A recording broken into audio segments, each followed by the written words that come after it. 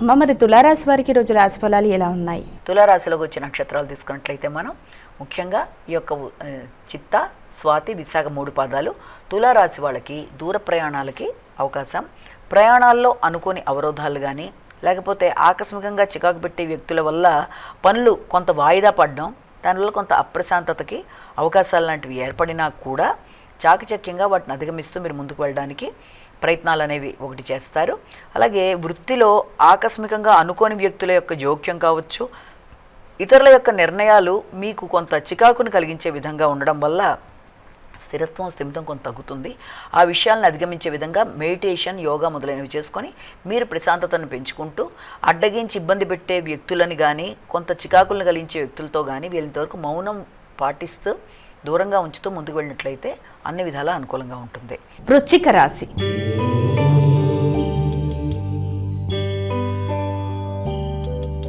అమ్మ, మరి వృశ్చిక రాశి వారికి ఈరోజు రాశి ఫలాలు ఎలా ఉన్నాయి? వృశ్చిక రాశిలోకి వచ్చే నక్షత్రాలు తీసుకున్నట్లయితే విశాఖ, అనురాధ, జ్యేష్ఠ.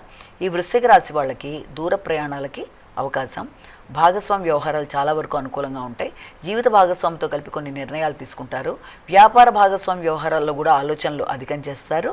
ముఖ్యంగా ఈ యొక్క వ్యాపార విషయాల్లో మీరు తీసుకునే నిర్ణయాలు మీ యొక్క జీవితానికి సంబంధించి కూడా చాలా వరకు మార్పులకి, జీవిత భాగస్వామి అభివృద్ధి కొరకు తీసుకునే నిర్ణయాలు, సంతానానికి సంబంధించిన నిర్ణయాలు అన్నీ కూడా మీకు చాలా వరకు విశేషంగా అనుకూలతలు ఇచ్చే అవకాశం ఉన్నప్పటికీ ఇన్వెస్ట్మెంట్ గురించి మాత్రం కొత్త ఆలోచనలు చేస్తూ ముందుకు పెడతారు. దానివల్ల మానసికంగా కొంత చికాకు అనేది ఉన్నప్పటికీ దాన్ని అధిగమించగలుగుతారు. అంటే ఏ రకంగా చేస్తే ఇన్వెస్ట్మెంట్స్తో ఉన్నదాన్ని మనం అభివృద్ధి చేసుకోగలం.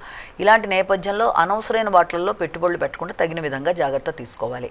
ధనస్సు రాశి.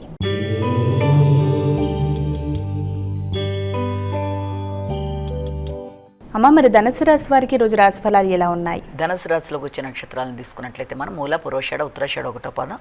ధనుసు రాశి వాళ్ళకి ఈ యొక్క వ్యక్తిగత విషయాలలో కానీ దైనందిన కార్యక్రమాల్లో కానీ అంటే మీ దినచర్యలో ఆకస్మికంగా కొంత మార్పులు రావడం, కొంత బద్ధకం మొదలైన వాటి వల్ల పనులు తాత్కాలికంగా వాయిదా పడడం, అలాగే ఆరోగ్య సంబంధమైన విషయాల మీద కొంత అధిక శ్రద్ధ తీసుకోవాల్సిన పరిస్థితులు రావడం, ఇబ్బంది పెట్టడానికి ప్రయత్నం చేసే వ్యక్తుల మీద విజయం సాధించడానికి మీరు నైపుణ్యాలు పెంచుకుంటూ ముందుకు వెళ్ళడానికి ప్రయత్నాలు చేయడం అనేది, దానికి గృహంలో వ్యక్తుల యొక్క సహకారం, ఆర్థిక పరిస్థితులు కొంతవరకు అనుకూలంగా ఉండడం, గృహ వాహన నిమిత్తం ఎక్కువ ప్రయత్నాలు చేయడం, తల్లి మొదలైన వారి యొక్క సలహా సంప్రదింపులతో స్థిరాస్తుల మీద ఎక్కువ ఫోకస్ చేస్తూ ఎలా అభివృద్ధి చేసుకోవాలన్న విషయం మీద లోన్లు మొదలైన వాటి కోసం ఆలోచనలు చేయడం వల్ల దాన్ని సమయంగా చెప్పచ్చు.